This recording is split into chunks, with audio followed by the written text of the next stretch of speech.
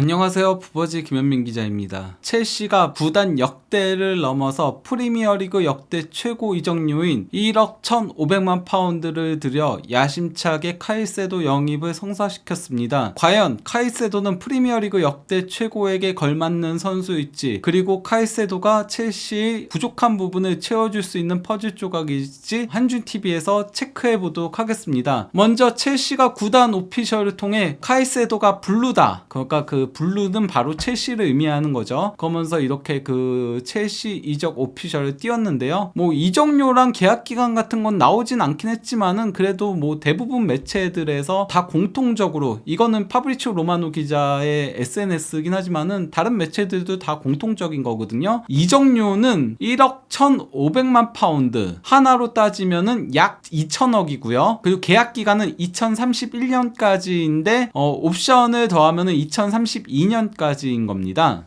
상당히 초장기 계약을 체결을 했다라고 할 수 있겠는데요. 계약 기간이 길기에 안정적으로 선수를 보유할 수 있다는 장점은 있지만은 대신 망할 경우에는 리스크도 큰 그런 계약 방식이라고 할 수 있겠는데요. 참고로 1억 1,500만 파운드, 하나 약 2천억은 프리미어리그 역대 최고 이적료입니다. 참고로 2위가 같은 첼시 소속인 엔소 페르난데스이고요. 또 이제 5위에 로멜로 루카쿠가 포함되어 있습니다. 물론 루카쿠는 현재 뭐 이적 협상 중에 있긴 하지만요. 망한 영입이라고 할 수 있죠. 엔소는 그래도 뭐 지난 그 리버풀하고의 경기에서도 맹활약을 펼치면서 기대감을 높인 선수입니다. 그리고 또 이제 단순히 프리미어리그를 떠나서 축구 역대로 따지더라도 네이마르와 음바페에 이어서 역대 3위에 해당하는 거액의 이적료입니다. 펠릭스는 6위고요. 그리고 루카쿠가 10위에 위치하고 있죠. 카이세도는 첼시에 이적한 데에 대해서 뭐 정말 기쁘다, 뭐 첼시는 역사적인 구단이다, 이런 얘기들을 하면서 여기에 더해서 첼시의 전설적인 수비형 미드필더인 마켈렐레와 캉테를 언급하면서 이 둘이 나에게 영감을 주곤 했다. 내가 어렸을 때 난 첼시를 응원했고 경기를 보곤 했다. 여기에 있다는 게 놀랍다. 난 우리가 이 놀라운 클럽에서 많은 타이틀을 획득하여 첼시가 마땅히 있어야 할 곳에 올라가길 희망하지 않는다, 확신한다 라고 한 겁니다. 다만 이제 그 카이세도가 예전에 겨울에 이제 아스널 이적 근접했을 때 아스널 팬이었다 이렇게 얘기하기도 했었고, 과거 인터뷰에서는 레알 마드리드와 맨유 팬이었다 이런 얘기들을 했기 때문에 이걸 가지고 조금 놀리는 그런 SNS 글들도 상당히 많이 올라오긴 하더라고요. 그래도 어쨌건 카이세도가 마케렐레와 캉테에게 영향을 많이 받은 거는 분명한 사실처럼 보입니다. 이는 그의 기록적인 부분을 보더라도 확인할 수 있는 건데요. 카이세도의 지난 시즌 포지션 출전 비율입니다. 수비형 미드필더로 61%를 출전했고요. 그가 가장 많이 수비형 미드필더로 나왔고, 그리고 또 이제 중앙 미드필더로 30%, 그리고 오른쪽 풀백으로 시즌 막판에 오른쪽 풀백 역할을 수행을 했었죠. 8%의 출전 빈도를 자랑을 했습니다. 즉 기본적으로는 수비형 미드필더지만 팀 사정에 따라서 다양한 역할을 수행할 수 있다라는 소리인 건데요. 그리고 이거는 카이세도의 수비 액션을 구역별 점유율로 체크를 한 건데요. 페널티 아크 앞쪽이 8%로 가장 높죠. 그리고 페널티 박스 안에서도 6%, 4%, 4% 전부 다 합치면은 14%를 자랑을 하고 있고요. 왼쪽 측면 사이드도 상당히 많이 커버한 걸 확인할 수 있죠. 이거는 그 카이세도의 평균 위치를 보면 확인할 수 있는 건데요. 원래 그 카이세도가 전임 감독이었던 그레엄 포터 체제에서는 중앙 미드필더로 뛰었습니다. 그때는 이제 그 3-4-2-1 포메이션을 주로 활용을 했었거든요. 그러다 보니까 이제 그 카이세도가 조금 더 공격적으로 나설 수 있었던 거였죠. 하지만 데체르비 감독이 부임하고 나서 브라이턴의 전술이 4-2-3-1 포메이션으로 전환을 했고, 이 중에서도 이제 그 카이세도의 역할은 조금 더 수비적인 포백을 보호하는 그런 역할을 수행을 했다라고 할 수 있겠습니다. 그러다 보니까 이제 그 카이세도의 히트맵은 중원에 상당히 굵게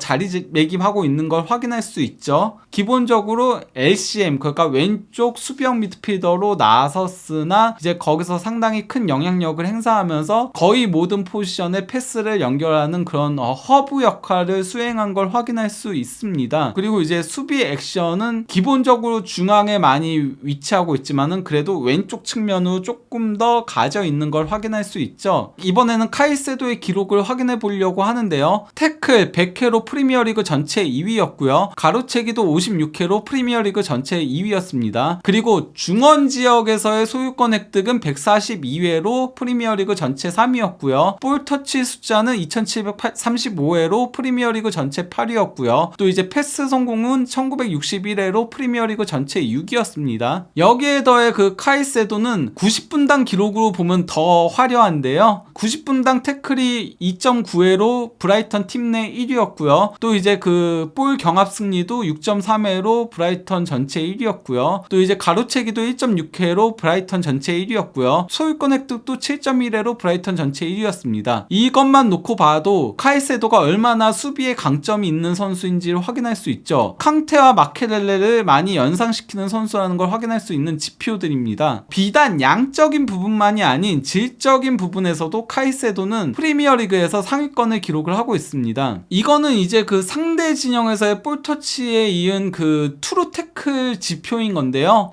이거 자체가 카이세도가 프리미어리그 전체 6위고요. 또 이제 투루 태클 성공률이 58.2%로 프리미어리그 전체 19위입니다. 그리고 이제 투루 가로채기, 진짜 가로채기도 프리미어리그 전체 7위고요. 공중볼 승률도 64.7%로 프리미어리그 전체 5위입니다. 그러니까 단순히 양만 많은 게 아닌 질적인 부분에서도 카이세도는 프리미어리그에서 수비 지표에서 상위권이라는 걸 확인할 수 있는 거죠. 거기다가 카이세도의 또 다른 강점은 터치 미스가 거의 없다라는 데 있습니다. 이게 그 헤비 터치라는 게 어떤 거냐면요, 그 터치가 튀는 걸 얘기를 하는 거거든요. 카이세도는 프리미어리그 미드필더들 중에서 헤비 터치 비율이 11.6%로 세 번째로 적은 수치를 기록하고 있어요. 즉 로드리, 파비뉴에 이어서 터치 실수가 적은 선수라는 소리인 거죠. 카이세도는 나름 빌드업에도 상당히 강점이 있는 선수예요. 막 매우 질 높은 패스를 연결하는 건 아니지만은 본인이 수비를 성공시킨 다음에 곧바로 공격으로 연결되는 패스들을 상당히 잘하는 선수인데요. 이를 확인할 수 있는 지표가 어떤 거냐면요, 이게 그 소유권 획득에 이은 팀 슈팅 연결된 횟수인 건데, 당연히 저희가 이런 거 생각하면 로드리가 가장 잘할 것 같잖아요. 로드리가 19위로 프리미어리그 전체 1위고요. 그리고 카이세도가 18회로 2위입니다. 그 뒤를 팔리냐, 카세미루, 그리고 린델레프가 잇고 있고요. 다 보면은 하나같이 패스에 있어 한가닥하는 선수들이 모여 있다라고 할 수 있겠죠. 그러다 보니까 이제 그 카이세도가 공격 시퀀스 관여 횟수가 185회로 브라이턴 팀 내 4위인데요. 이 중에서 주목해 봐야 되는 게, 그러니까 카이세도는 슈팅이 많거나 찬스 메이킹이 많은 게 아니에요. 빌드업이 많은 거예요. 그러니까 그 슈팅으로 연결된 빌드업이 118회로 브라이턴 팀 내에서 최다입니다. 이것이 바로 카이세도가 공격 시퀀스 관여에서 팀 내 4위를 기록할 수 있었던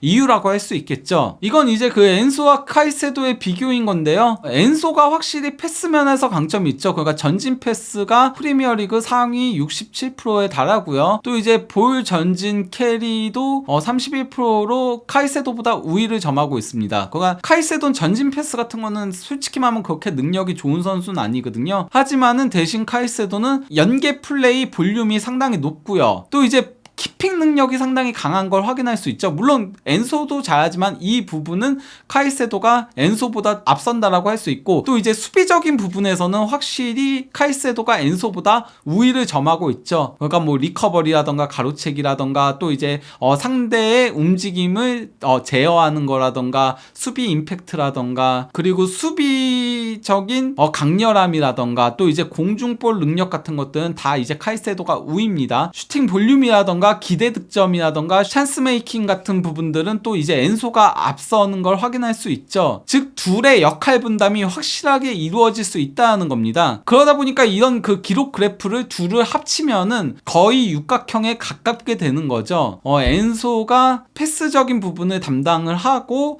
카이세도가 수비적인 부분을 담당한다라고 보면 됩니다. 근데 이제 첼시는 카이세도 영입에 그치지 않고 라비아 영입을 거의 확정적인 상태로 가고 있습니다. 이건 이제 그 파브리치오 로마노 기자가 올린 건데요. 라비오 히어리고를 띄운 거죠. 그러면서 이적료는 6천만 파운드, 한화 약 1,000억이라고 하면서 여기에는 이제 그 추가 금액이 포함되어 있다라고 합니다. 그거 옵션 포함 6천만 파운드라는 거죠. 그러면서 구단 간의 합의가 끝났고 지불 구조도 합의를 봤다라고 해요. 일시불인지 아니면 분할 납부인지 이런 것들도 합의를 본 상태라고 하고, 라비아는 이번 주에 메디컬 테스트를 받을 예정이고 클럽으로부터 방금 양 구단 사이에 합의가 이루어졌다는 걸 통보받았다라고 하고요. 또 이제 라비아는 이미 월요일에 첼시 이적에 승낙한 상태라고 한 겁니다. 그래서 이거는 이제 뭐 라비아와 카이세도와 엔소의 기록을 합친 건데요. 라비아가 이제 빨간색이고 파란색이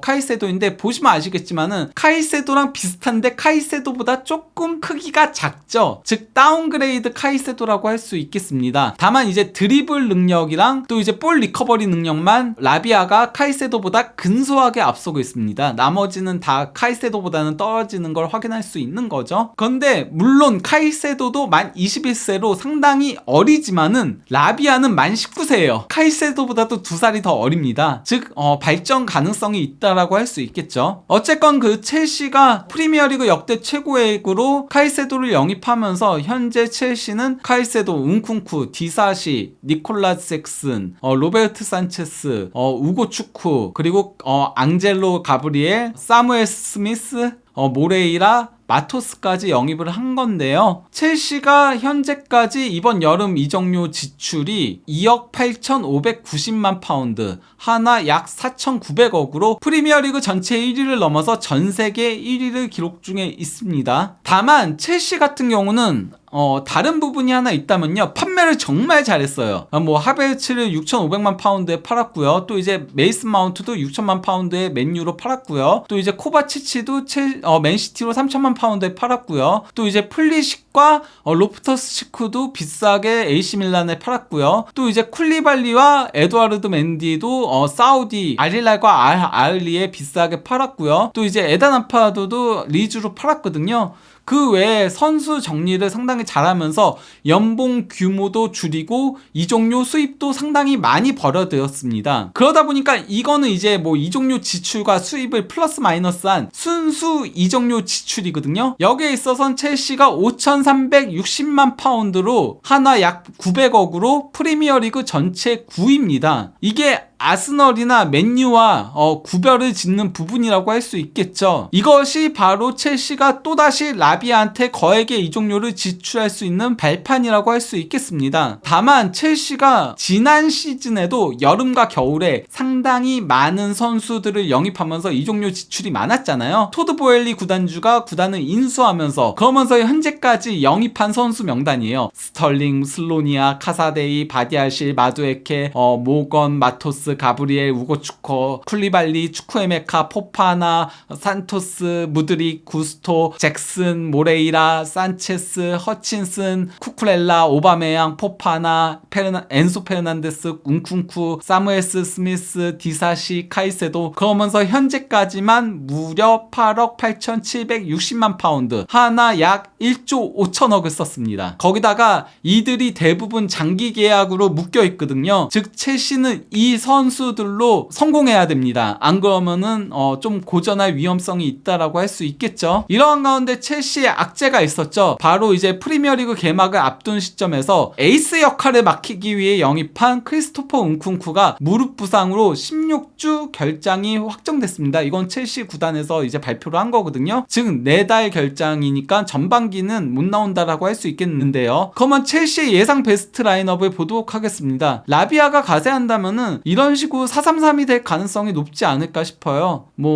잭슨 원톱에 무드릭과 스털링 좌우 윙에, 미들은 누가 수비형 미드에 서고 누가 앞선에 조금 더 배치될지는 모르겠지만은 엔소나 라비아 중에 한 명이 포백 앞에 위치하면서 패스를 연결해주는 역할을 할 걸로 보입니다. 그리고 카이세도가 보디가드 역할을 수행하면서 옆에 있는 선수가 조금 더 공격에 집중을 할 걸로 보이기 때문에 저는 카이세도와 엔소가 같이 설 가능성이 높지 않나. 거기에 라비아가 뒤에서 볼 공급하는 역할을 하게 되지 않을까 싶어요. 왜냐면은 라비아보단 엔소가 공격 능력이 좋거든요. 직접 그 박스를 타격하는 능력도 엔소가 있기 때문에 이렇게 설 가능성이 높지 않을까 싶긴 하지만 이거는 실제 나오는 걸 봐봐야 됩니다. 좌우 풀백에 7회가 제임스의 중앙 수비는 티아고 실바와 디사시, 그리고 골문은 로베르트 산체스 골키퍼가 지킬 걸로 보입니다. 이거는 이제 운쿤쿠가 빠져있는 상태인 거고요. 운쿤쿠가 복귀하게 된다면 그러면은 이제 그 포체티노 감독이 가장 선호하는 4-2-3-1 포메이션으로 가게 될 가능성이 높죠. 그러면 잭슨 원톱에 운쿤쿠 중심으로 무드릭과 스털링이 좌우 윙에 설 걸로 보이고요. 또 이제 더블 볼란테에 카이세도와 엔소가 서게 될 거고요. 좌우 풀백 7회 제임스, 중앙 수비 실바, 디사시의 골문은 산체스 골키퍼가 지킬 걸로 보입니다. 그러면 개인적으로 카이세도 1억 1,500만 파운드가 합당한 금액인가 라고 한다면 저는 사실 이는 조금 오버페이라고 생각하긴 합니다. 하지만은 첼시에겐 꼭 필요했던 영입이긴 해요. 엔소를 보호해줄 그런 수비형 미드필더가 필요했거든요. 그런데 문제는 첼시는 현재까지 전문적인 수비형 미드필더가 엔소 한 명밖에 없었습니다. 갤러거도 사실은 박스 투 박스형 미드필더에 가깝죠. 그렇기 때문에 카이세도 영입은 절실했다. 이게